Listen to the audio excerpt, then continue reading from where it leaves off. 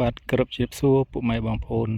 ទាំងអស់គ្នាបាទថ្ងៃនេះនៅជួបមកខ្ញុំបាទសាជាថ្មីខ្ញុំចង់មកធ្វើការចែកម្លែកតទៅនឹងស្វាយចន្ទីក្រោយពេលដែលមានប៉ះភ្លៀងកក់ខែមកតែយើងគួរធ្វើអីខ្លះដើម្បីយើងអាចជួយសង្គ្រោះចន្ទីផាន់យើងដើម្បីកុំឲ្យវាមានបញ្ហាខូចខាតផ្សេងៗណាពុកម៉ែបងប្អូនជាទូទៅថ្ងៃនេះគឺនៅថ្ងៃទី6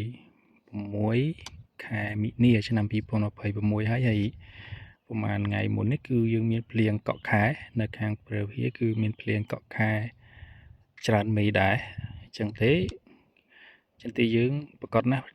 នឹងមានបញ្ហាហើយដោយសារតែវាភ្លៀងមានការអាប់អួរហើយវាភ្លៀង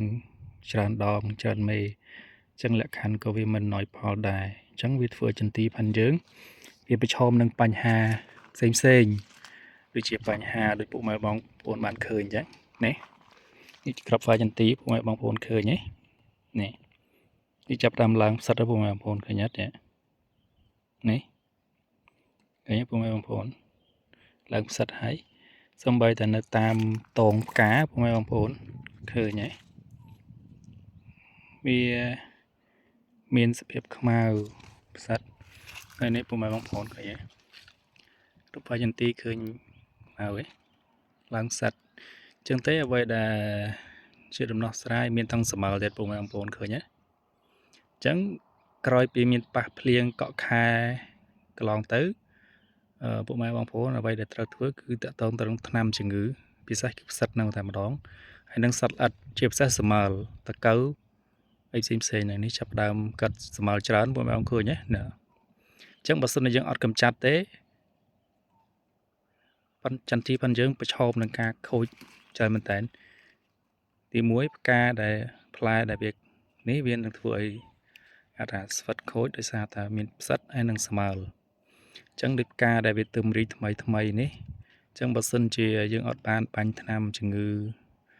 ឬក៏ថ្នាំលាងទឹកភ្លៀងវាទេវាធ្វើឲ្យផ្កាឬក៏ក្របហ្នឹងវានឹងក្រៀមវានឹងខូចហើយស្មើក៏កត្តាសំខាន់ដែរវាធ្វើមកក្រេបជញ្ជក់នៅរុក្ខរសពីកោសិកាផ្លែហើយក៏ដូចជាផ្កានេះវាធ្វើឲ្យផ្កានឹងក្រៀមខូចអញ្ចឹងអ្វីដែលជាដំណោះស្រាយពុកម៉ែបងប្អូនក្រោយពីមានប៉ះភ្លៀងកក់ខែឬក៏ពុកម៉ែបងប្អូនដែរថាភ្លៀងអាស៊ីតហ្នឹងបងប្អូនចាំបាច់ត្រូវតែធ្វើការបាញ់ថ្នាំជំងឺដើម្បីការពារឬក៏ព្យាបាលចន្ទីផាន់ពុកម៉ែបងប្អូនដើម្បីជៀសវាងបញ្ហាក្រៀមផ្កាឬក៏ក្រៀមក្តាប់ហ្នឹងពុកម៉ែបងឃើញទេក្រោយពីផ្កាចន្ទីបើសិនជាយើងអត់បានបាញ់ការពារវាបានត្រឹមត្រូវទេវានឹងខូចប៉ុន្តែនៅពេលដែលវាប៉ះភ្លៀងអាផ្កាដែលវារីកវគ្គមុនឬអីហ្នឹងវានឹងខូចក៏ពិតមែនប៉ុន្តែវានៅផ្កាក្រោយទៀតពុកម៉ែបងប្អូននេះផ្កានេះគឺអត់ទាន់រីកទេនេះហើយនេះផ្កាដែលវាទៅរីកមកក្រោយទេនេះវានៅពណ៌វានៅផ្កាឈូករៀងខ្ចីដែរអញ្ចឹងនៅពេលដែលវារីកអាចមួយអាទិត្យឬអីទៀតវាចាប់ឡើងពណ៌ផ្កាឈូកចាស់បងឃើញផ្កាវានៅមានបន្តទៀតអញ្ចឹងពុកម៉ែបងប្អូនត្រូវតែការពារបាញ់ថ្នាំការពារសត្វល្អិតនិងជំងឺដើម្បីយើងយកផលពីផ្កាវគ្គក្រោយនេះហើយក្តាប់ដែលវាមានគឺយើងការពារវាអាចនឹងទប់បានខ្លះអញ្ចឹងវាអាចនឹងផលិតជាផ្លែផ្កាជាផ្លែដល់យើងនេះពុកម៉ែបងប្អូនឃើញទេវានៅមានផ្លែខ្លះតិចតដែរហើយផ្កាក៏វានៅរៀងគួរសមដែរដែលវាអាចថាវានឹងបើសិនជាក្រោយពីភ្លៀងកក់ខែនេះផុតទៅវានៅលក្ខខណ្ឌអាកាសធាតុវាអំណោយផលវិញវាអាចនឹងផ្កាដែលក្រោយនេះវានឹងអាចជាផលិតផ្លែផ្កាដល់យើងបន្តទៀតនេះហើយផ្លែនេះវាអាចនឹងទុំទៅដល់វគ្គវាចេញផ្កាចេញក្តាប់ក្រោយមកទៀតយើងអាចថែទាំបន្តទៀតនេះបងប្អូនឃើញទេនេះផ្សិតឡើងច្រើននេះឡើងគឺតាមនេះ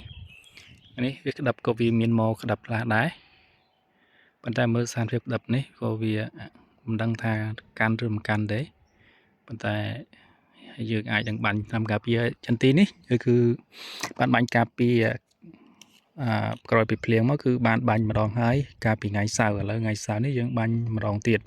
នេះក៏វាមានលោតក្តាប់មកខ្លះដែរអញ្ចឹងជាការចូលរួមចែករំលែកគិតថាប្រាប់ពុកម៉ែបងប្អូន នៅពេលដែលមានប៉ះភ្លៀងកក់ខែឬ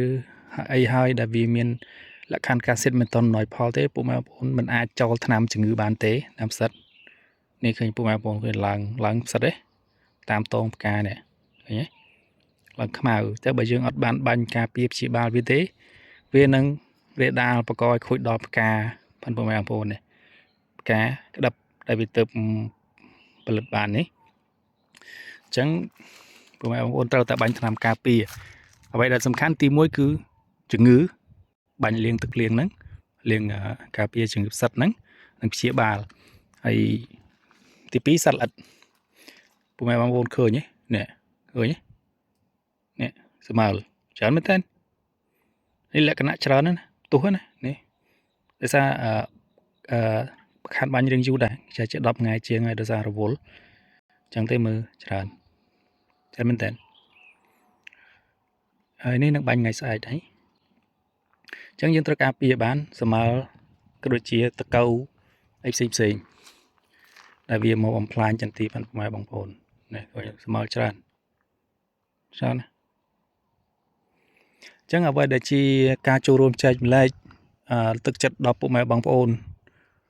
តកតងនឹងពេលដែលមានប៉ះភ្លៀងមកគឺដូចខ្ញុំបញ្ជាក់ហើយគឺត្រូវបាញ់ថ្នាំការពារជំងឺផ្សិត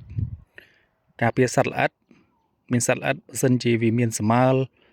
មានតកៅមានអីគឺយើងបាញ់ក្នុងករណីនេះឃើញពុកម៉ែឃើញទឹកស្មើច្រើនណាទ្រីបឬក៏គេហៅថាក្រាភ្លើងណាអញ្ចឹងខ្ញុំចែកលេខមួយទៀតតទៅនឹងការបាញ់ស្មើធ្វើម៉េចបាញ់ឲ្យវាងាប់ស្អាតឬក៏ហៅថាបាញ់ដាច់ពីចការផងយើងកាលណាដែលវាច្រើនកើតចន់បែបនេះពុកម៉ែបងឃើញច្រើនណានេះឃើញនេះស្មើនេះវាទៅញាស់ទេពងវាទៅញាស់ទូចក៏វាខ្លះពេញវ័យខ្លះក៏ទៅតែញាស់អញ្ចឹងទេ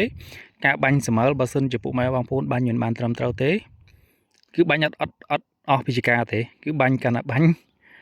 ស្មើកាន់តែមាននៅក្នុងចការអញ្ចឹងពុកម៉ែបងប្អូនចាំបាច់ត្រូវតែបាញ់កុំរំលងយូរពេកទៀតថា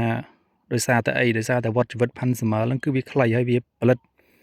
ពងហើយបានច្រើនអញ្ចឹងក្នុងមេមួយពេញវ័យដែលវាអាចផលិតបានពងអាចរហូតដល់150ទៅ200ឬក៏ដល់300ពងអញ្ចឹងក្នុងមេមួយវាបានពងច្រើនមែនតើអញ្ចឹងតែ3ថ្ងៃឬក៏4ថ្ងៃក្រោយពងនឹងញាស់ហើយញាស់កើតជាតកៅកើតជាស្មើអញ្ចឹងទៀតអញ្ចឹងពុកម៉ែបងប្អូនឃើញគាត់នៅក្នុងមួយផ្លែនេះស្មើច្រើនមែនតើដឹងប្រមាណ100ទេហើយចុះតម្រាំតែមកចការពុកម៉ែបងប្អូនប្រមាណលានក្បាលហើយវាផលិតបានអញ្ចឹងអ្វីដែលជាដំណោះស្រាយពុកម៉ែបងប្អូនត្រូវបាញ់ឧទាហរណ៍ថាបាញ់ថ្នាំលើកទី1ថ្ងៃនេះអញ្ចឹង3ថ្ងៃឬក៏4ថ្ងៃក្រោយឬក៏5ថ្ងៃក្រោយពុកម៉ែបងប្អូនត្រូវតែបាញ់ភាសាទៀតតាមស្ថានភាពបំផ្លាញផាន់ពុកម៉ែបងប្អូនច្រើនឬតិចចឹងត្រូវបាញ់ភាសាទៀតបើអាចទេពុកម៉ែបងប្អូនអាចប្រើសារធាតុមួយចំនួនដែលថាសម្រាប់ទាំងមេសម្រាប់ទាំងពងវាកាន់តែប្រសើរឡើងតែបើពុកម៉ែបងប្អូនអត់ទេពុកម៉ែបងប្អូនអាចប្រើតែថ្នាំសម្រាប់ស្មើធម្មតាប៉ុន្តែបាញ់កុំឲ្យរំលងយូរពេកអាចថាក្រោយពីបាញ់លើកទី1 3 4ឬក៏5ថ្ងៃតមកបាញ់មួយជើងទៀតបើសិនតែឃើញថាបាញ់លើកទី2អត់ដាច់ទេលើកទី3អត់ដាច់ទេពុកម៉ែបងបន្តបាញ់បន្តទៀតបើសិនជាអាចពុកម៉ែបងប្អូនធ្វើការឆ្លាស់នៅសារធាតុសកម្មមួយចំនួនដែលដើម្បីកុំឲ្យស្មើនឹងសមនឹងថ្នាំតោះតែបាញ់ឃើញដាច់ស្អាតពីក្នុងចការបានពុកម៉ែបងប្អូនទៅពុកម៉ែបងប្អូនអាចដកឃ្លាបានដកឃ្លាបាញ់អាចមួយអាទិត្យឬ10ថ្ងៃបាញ់ម្ដងតាមស្ថានភាពបើមានទីទួចយើងបាញ់ការពារធម្មតាតែបើមានច្រើនពុកម៉ែបងប្អូនត្រូវតែព្យាបាលអញ្ចឹងដំណោះស្រាយនឹងការទប់ស្កាត់ស្មើគឺពុកម៉ែបងប្អូនចាំបាច់វិធីសាស្ត្រដែលល្អប្រសើរគឺពុកម៉ែបងប្អូនការពារកុំអោយដល់វាផ្ទុះច្រើននេះហើយវាចូលលក្ខណៈព្យាបាលអញ្ចឹងព្យាបាលវាត្រូវការចំណាយច្រើនទី1ចំណាយពេលបាញ់ច្រើនសារទី2ចំណាយថ្នាំច្រើនអញ្ចឹងវាចុះអញ្ចឹងពុកម៉ែបងប្អូនពេលឃើញស្មើ1 2ហើយពុកម៉ែបងប្អូនអាចធ្វើការបាញ់ព្យាបាលវាដើម្បីកុំឲ្យវារីកដាលខ្លាំងបាទអានេះជាការចូលចែកម្លែកខ្លះអញ្ចឹងទេក្នុងវីដេអូនេះខ្ញុំធ្វើការចែកម្លែកតែប៉ុណ្្នឹងហើយសម្រាប់ពុកម៉ែបងប្អូនដែលមានជាយោបល់ឬក៏អីអ្វីចង់ចែកម្លែកបន្ថែមពីអ្វីដែលខ្ញុំបានលើកឡើងនេះអាចធ្វើការ comment ខាងក្រោមវីដេអូផងខ្ញុំបានហើយខ្ញុំរីករាយនឹងស្វាគមន៍ក្នុងការទទួលយកនៅអ្វីដែលជាការចែកម្លែកផងពុកម៉ែបងប្អូនហើយបើពុកម៉ែបងប្អូនគិតថា ការចែកម្លែកបានខ្ញុំបាទនេះមានការលឺលុះខុសឆ្គងយ៉ាងណាកុំសូមកុំប្រកែកប្រកាន់ព្រោះនេះជាការចែកម្លែកហើយបើសិនតាគិតថាវីដេអូបានការចែកម្លែកបានខ្ញុំបាទនេះមានសារៈសំខាន់ពុកម៉ែបងប្អូនអាចធ្វើការចុច like ចុច share ឬក៏ចុចsubscribe channel YouTube របស់ខ្ញុំបាទដើម្បីខ្ញុំព្យាយាមផលិតវីដេអូឬក៏ចែកម្លែកវីដេអូថ្មីបន្តទៀតចែកជូនពុកម៉ែបងប្អូនបាទសូមអរគុណសូមជម្រាបលាជួបគ្នានៅវីដេអូក្រោយៗទៀតបាទអរគុណច្រើន